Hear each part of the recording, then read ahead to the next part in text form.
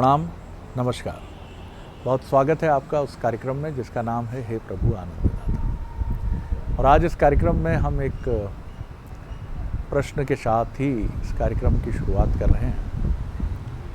प्रश्न हमें कटनी से एक जिज्ञासु मिडिल एज्ड व्यक्ति ने भेजा है। इनका कहना है कि जीवन में अनेक ग्रंथियां हमारे साथ चलती हैं, जिसको हम अंग्रेज़ी में अगर वाइडली हम उसको डिफ़ाइन करते हैं तो हम कहते हैं सुपीरियरिटी कॉम्प्लेक्स, और फिर इसका विलोम इन्फीरियरिटी कॉम्प्लेक्स। दोनों ही कॉम्प्लेक्स हैं, दोनों ही जटिल ग्रंथियां हैं। मुझसे श्रेष्ठ कोई नहीं, मेरे जैसा दीनहीन भी कोई नहीं। प्रभु ने सारे दारुण दुख मुझे दिए हैं, मैं जो चाहता हूं कर लेता हूं, कोई मुझे छू नहीं सकता।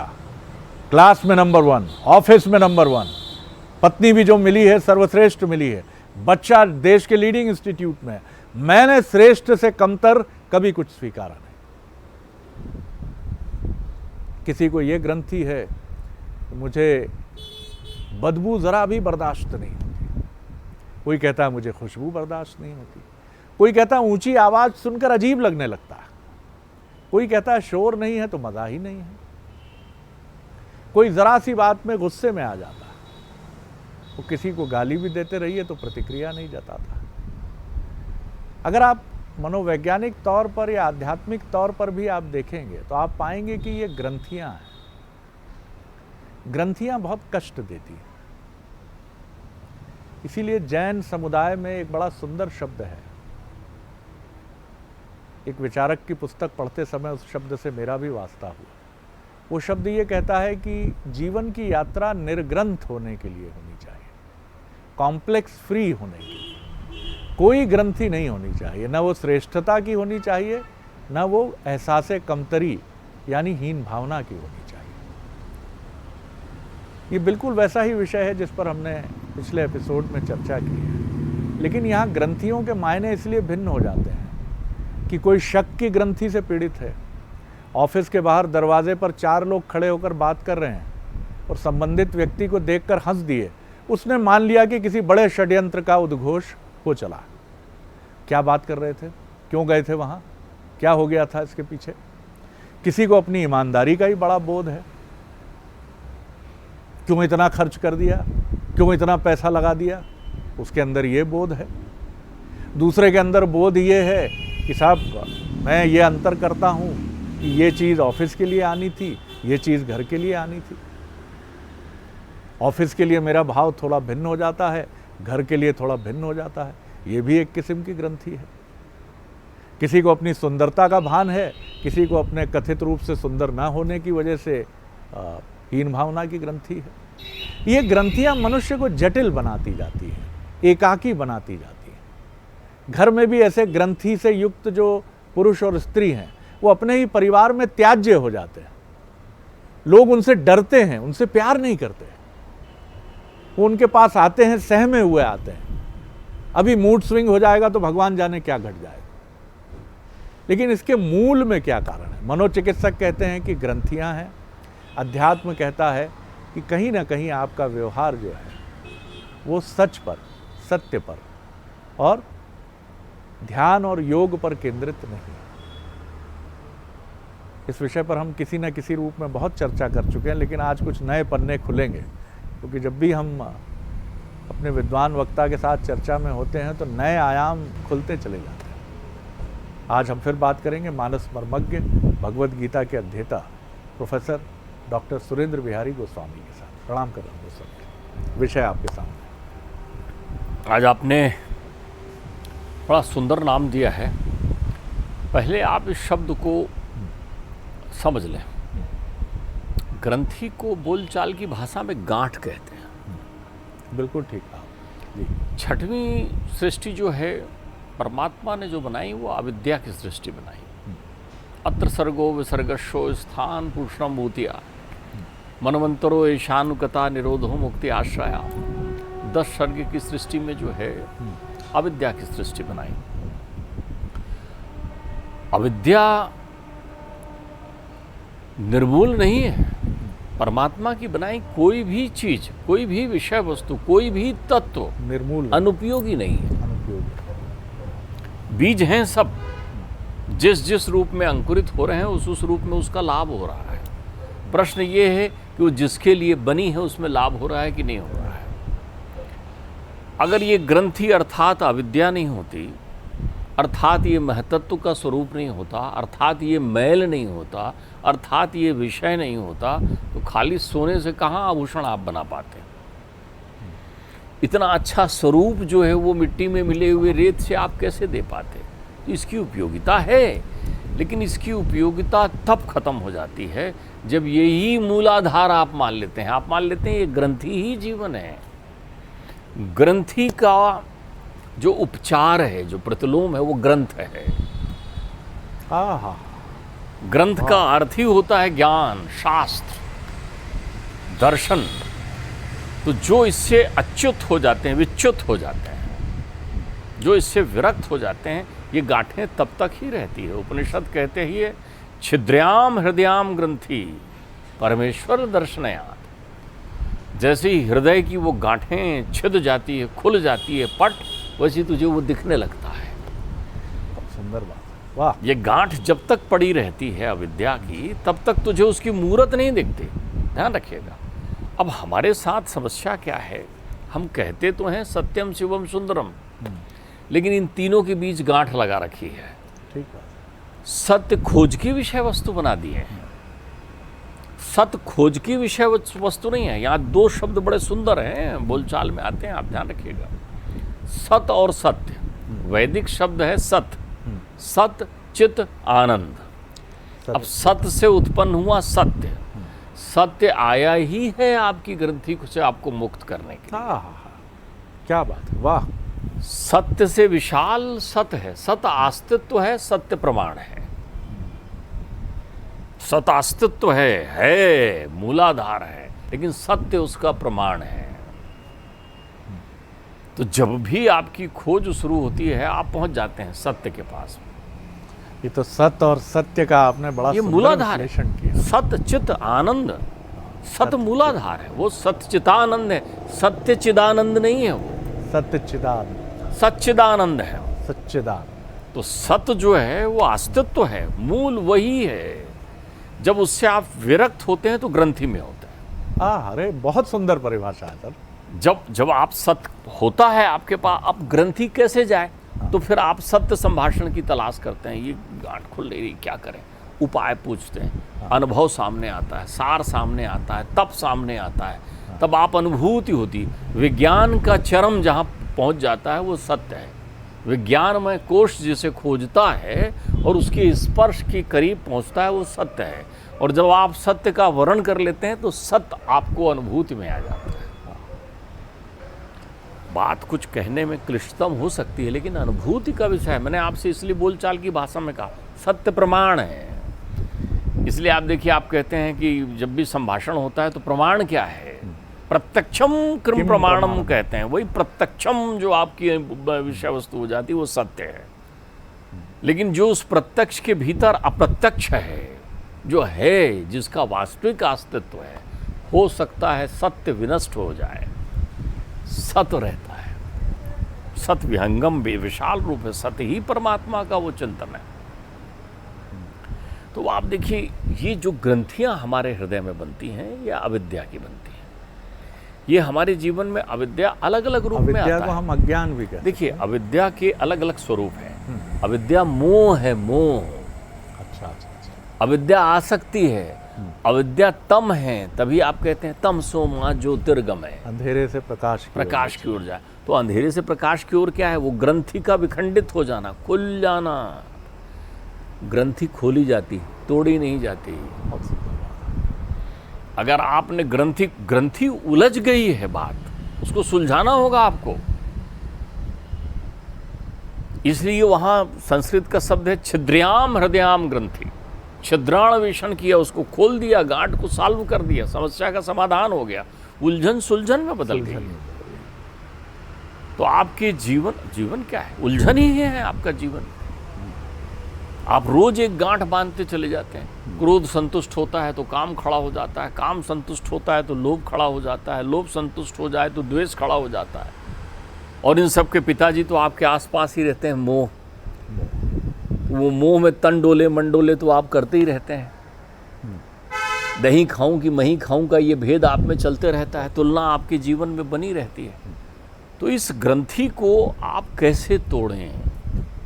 तो इसके लिए कहते हैं ग्रंथ का संबल धारण करें। ग्रंथ जो है शास्त्र है, ग्रंथ जो है गुरु है, ग्रंथ जो है प्रकाश है, ग्रंथ जो है स्वराट है, ग्रंथ जो है भीतर की यात्रा है, ग्रंथ जो है संतोष है, ग्रंथ जो है एक निर्मल बहता हुआ जल है। आप ग्रंथि को समझ लीजिए लहरें। अब आप हर लहर को यथार्थ मान रहे हैं, आप लहर को समुद्र मान बैठे हैं ना। समस्या ये है, आपको अगर कोई कहे समुद्र देखा तो एकदम से आपको लहरें ही ध्यान आती। समुद्र देखा कहाँ आपने? आपने तो लहरें देखी, किनारे खड़े हो गए, एक लहर आई चल करके, दूसरी लहर आई, लेकिन आपने देखा नहीं कि जो पहली लहर आई वो दूसरी नहीं थी, जो दूसरी आई वो तीसरी नहीं थी, और लहर आई मिटने के लिए है। तो ग्रंथि होती ही है समाप्त होने के लिए।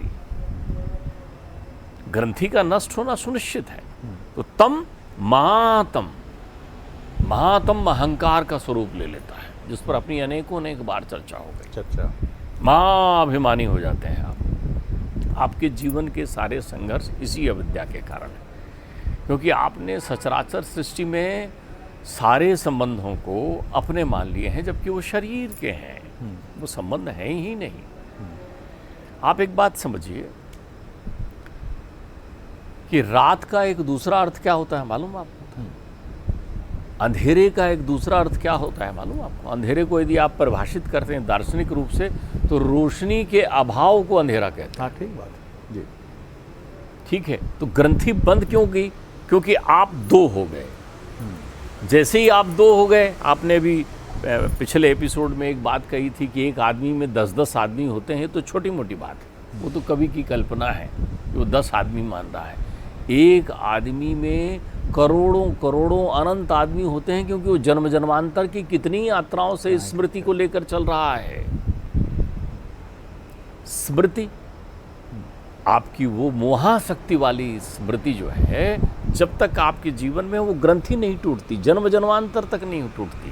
ठीक बात। इसलिए योगी कहते हैं भैया योग कर लो, ब्रह्मरंध्र में साधना है तो आप सारी अविद्या की गांठों को खोलते चले जाओ। बोलचाल की भाषा में अविद्या की गांठें ही होती है।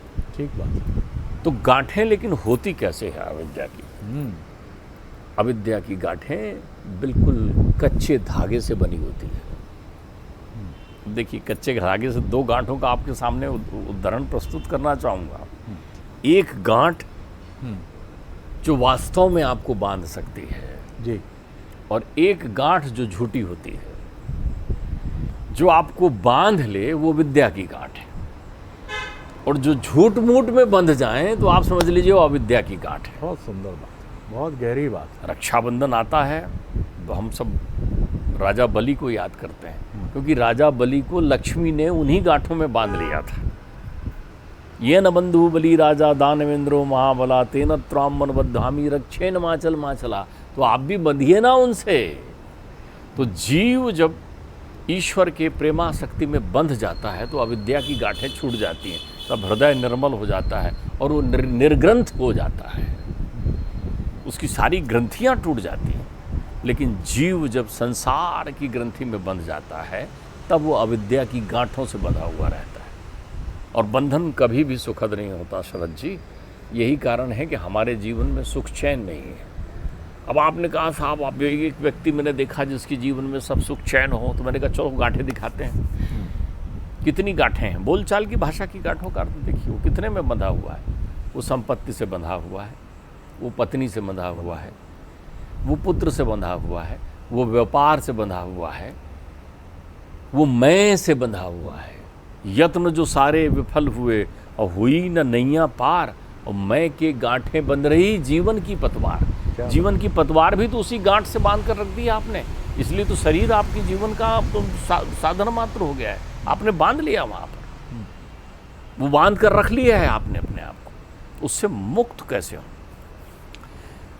बात थोड़ी कठिन लग सकती है, थोड़ी चुभ भी सकती है, लेकिन ध्यान रखिए मजहब भी तो ग्रंथि है जो आपको सीमित दायरे में बांधती है। आपने जैसे ही किसी संप्रदाय को अपने जीवन में स्थान दिया तो अब आप आबद्ध हो गए उस संप्रदाय के साथ। उससे बाहर तो आपकी दुनिया बेकार है ना, आपको लगेगा ये हमारा नहीं है साहब, ये दूसरे ने कहा होगा। जितने भी ज्ञानी पुरुष संसार में हुए हैं उन्होंने ये नहीं कहा कि मैं जो कह रहा हूँ वो उसका पालन करने वाले ही मेरे अनुयायी होंगे।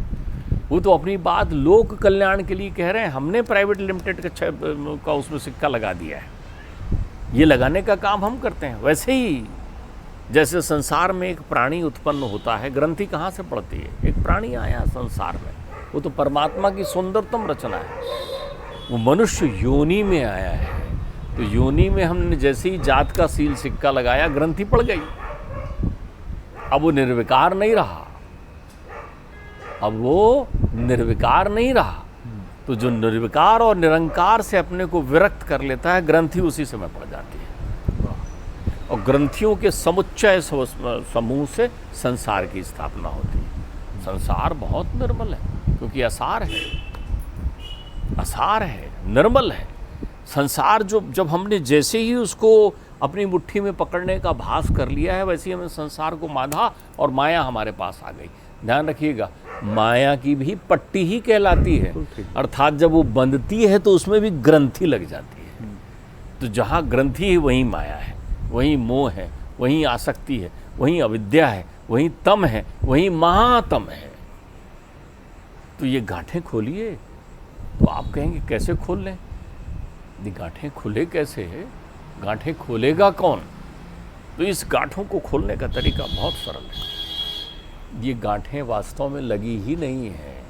ठीक बात है। ये उस पशु की तरह है जिसके गले में रस्सी बांधने का अभिनय कर दिया है, रस्सी तो बंधी ही नहीं है। तुम तो मुक्त हो, अनंत हो, अनादि हो, अछेद हो, अभेद हो। तो ये ग्रंथि जो है माया के प्रभाव से अलग अलग स्वरूप लेकर के अलग अलग छाया के साथ हमारे जीवन में विद्यमान रहती है और हमारे जीवन को सुख और दुख नामक अनुभूतियों से घेरे रखती है। सुख और दुख भी ग्रंथि ही है, क्योंकि होती नहीं है। ध्यान रखिएगा, वो होती नहीं है पर है, वही ग्रंथि है, वही हमारा भास है। दूर पड़ा हुआ रस्सी अंधेरे में सर्प का आभास दे रहा है। देखिए दो तरीके हैं, सर्प का आभास दे रहा है। अब वही ग्रंथि का श्रेष्ठतम उदाहरण है। आप देखो, ये सर्प है, दूर अंधेरे में खड़ा हुआ एक ठूंठ का वृक्ष जो है किसी पिशाच के खड़े होने का आभास दे रहा है, दैत्य की तरह लग रहा है आपको, वहाँ से गुजरने में भय हो रहा है आप। लेकिन जब आप वहाँ पहुँच भी गए, देख भी लिया, किसी ने हाथ पकड़ कर दिखा भी दिया कि ये है, आपको बता भी दिया ये सर्प है, नहीं है, रस्सी है, तब भी अब कैसे दूसरे रूप में विद्यमान रहेगी? आप क्या करते हैं मालूम? दूसरे को बुलाकर बोलेंगे देखो वो सांप पड़ा हुआ है। आप मुक्त हो गए हैं, लेकिन उसको भास देने के लिए बैठे हुए हैं। तो जिनको ज्ञान मिल जाता है, जो ग्रंथ पढ़ लेते हैं, उनका कर्तव्य है कि वो ग्रंथि को उन्मूलन करने का कार्य करें। लेकिन वो ग्रंथ पढ़ने के बाद ग्रंथि लगाने की प्रक्रिया में लग जाते हैं, क्योंकि ग्रंथ को वो अपने जीवन में व्यवसाय का स्वरूप दे देते हैं। ग्रंथ को वो अपने जीवन में चमत्कार की विषय वस्तु बना लेते हैं। ग्रंथ प्रकाश देता है। और ग्रंथ का अर्थ क्या होता है? ग्रंथ के अलग अलग स्वरूप है। ग्रंथ लिपिबद्ध ही नहीं होता, ग्रंथ भाष्य भी होता है जी, ग्रंथ वाणी भी होती है, ग्रंथ सत्संग भी होता है, ग्रंथ गुरु भी होता है। इसलिए आपने गौर किया होगा, सिख धर्म दर्शन में तो गुरु ग्रंथ साहिब कहते हैं। तो गुरु कौन है? जो ग्रंथि का उन्मूलन कर सकता है। बहुत सुंदर बात है और अद्भुत आनंद मिला आज के इस चिंतन से कि ग्रंथियां तो हैं ही नहीं। जैसा एक पशु को हम भान कर दें कि हमने बांध दिया है, और वो अनुभूति कई बार हमें भी ऐसा लगता है, हम भी बंधे ही तो हुए हैं। कितने लोग हैं जो जीवन का आनंद इसी बंधे हुए स्वरूप का भान करते करते नहीं उठा पाते। एक और बोध कथा मुझे याद आती है। सड़क पर एक एक्सीडेंट हुआ, दो मित्र भिन्न, एक को रक्त से अस्पताल से बहुत ही घबराहट, दूसरा बड़ा सेवा भावी। एक्सीडेंट में घायल व्यक्ति, खून बह रहा है और तमाम तरह के जो एक्सीडेंट के बाद ईश्वर न करे कि वो स्वरूप कोई देखे, रूप कोई देखे, लेकिन वो व्यक्ति तुरंत दौड़ता है, दूसरा कहता है अरे खून बह रहा है, मैं तो देख नहीं पा रहा हूँ, तुम क्या कर रहे हो, यहीं बुलाओ एम्बुलेंस को। वो इन सब की परवाह किए बिना उसको उठा के गाड़ी में बिठा डालकर हॉस्पिटल ले जाता है। पूरी प्रक्रिया संपन्न होती है, उस व्यक्ति की जान भी बच जाती है। जब वो अपने रक्त रंजित कपड़ों के साथ बाहर निकलता है तो उसका मित्र कहता है कैसे कर लेते हो तुम, उसने वमन भी कर दिया, वोमिटिंग भी हो गई उसको, वो भी तुम्हारे कपड़ों पर गिरी, तुमने बड़े सहज रूप से जाके धुल लिया, खून से तुम्हारे कपड़े डूबे हुए हैं, तुमको घिन नहीं आती। उसने बड़े आश्चर्य से अपने मित्र को देखा, उसने कहा जो तुम कह रहे हो वैसा तो मुझे कभी नहीं लगा, क्योंकि मैं ये सब सोच ही नहीं रहा था। मेरी दृष्टि तो ये थी कि इसकी जान बच जाएगी कैसे। तुम्हें कैसे खून दिख रहा था, कैसे वोमिटिंग दिख रही थी, कैसे नाना प्रकार की विद्रूपताएं दिख रही थी, ये दरअसल ग्रंथि है। जी देखिए, मैं आपको एक बार बताऊं, आपने बड़ा सुंदर उदाहरण दिया कि जब आप ध्यानस्थ हो जाते हैं कहीं, ध्यान की तंद्रा एकाग्र भाव को प्राप्त हो जाती है, तो आप परिवेश के किसी भी दृश्य को नहीं देखते। ये अच्छा दृष्टांत है आपका। लेकिन आप अविद्या का एक दूसरा रूप भी ले सकते हैं। मैं पाश्चात्य देशों की यात्रा में गया तो एक जगह मुझे उस वन विहार जैसे क्षेत्र में घुमाने की वो ले गए। वहाँ उन्होंने मुझे शेर के ऊपर ऐसा हाथ फिरवाया, शेर के साथ बैठाया। वो शेर नहीं, श्वान की तरह भ्रमण कर रहा था। एक नहीं, कई शेर थे वहाँ पर। आराम से वो ऐसे घूम रहे थे इधर उधर और हम उनके बीच थे। हमको तो ऐसा लगा राधे राधे, कहीं एक ने भी जमाई ले ली, और अच्छे हट्टे कट्टे शेर थे। मैं वहाँ से निकला तो मैंने कहा भैया ये है तो शेर ओरिजिनल ना? अरे बोले शेर ही हैं ये, देखिए आप। उनके शावकों से भी मेरी मुलाकात कराई, मैंने उनको दुग्धपान भी कराया। तो मैंने कहा फिर ये है कैसे ऐसे? बोले ये जो आप बच्चे देख रहे हैं, इस समय से इनको हम श्वान की तरह ही पालते हैं। इनको ये अनुभूति ही नहीं होता कि ये शेर है। तो मुझे पिताश्री के सुनाए हुए वो एक दृष्टांत का यथार्थ नजर आ गया, जिसमें कभी जंगल में एक छूटे हुए शेर के बच्चे को एक गड़रिया उठा लेता है। बिछड़ गया, अपनी माँ से घूम रहा था, तो ले आता है घर में, दूध पिलाता है और भेड़ों के साथ उसको रख देता है। भेड़ों को चराने जाता है तो वो भी उसके साथ साथ चलता है जैसे श्वान चलता है। शने शने शेर अपनी आकृति लेने लगता है, बड़ा हो जाता है, लेकिन वो भेड़ों के साथ वैसे ही उसे चराता है। एक डंडा उसे भी मारता है, चल।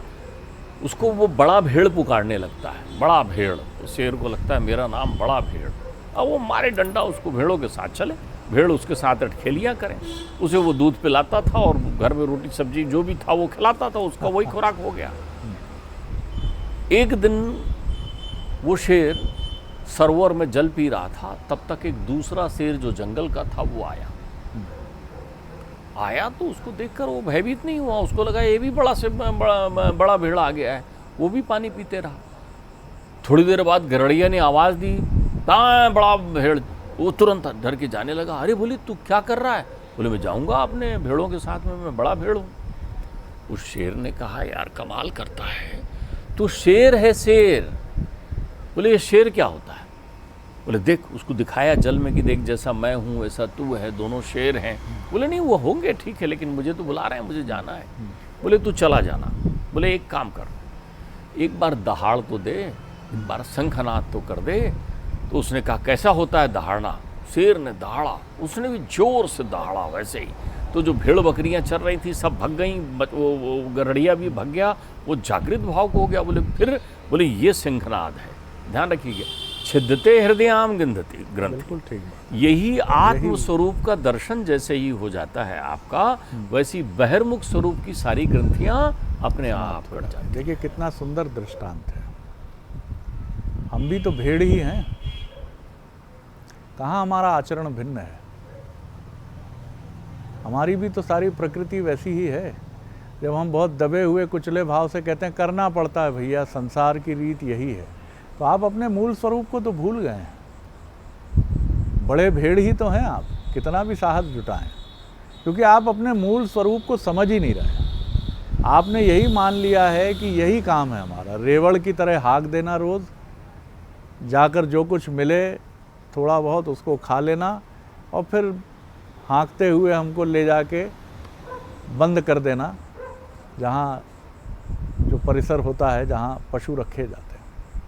लेकिन एक दहाड़ अब वो शेर के लिए गुरु ही रहा, वो दूसरा शेर जिसने उसको उसके स्वरूप का भान करा दिया।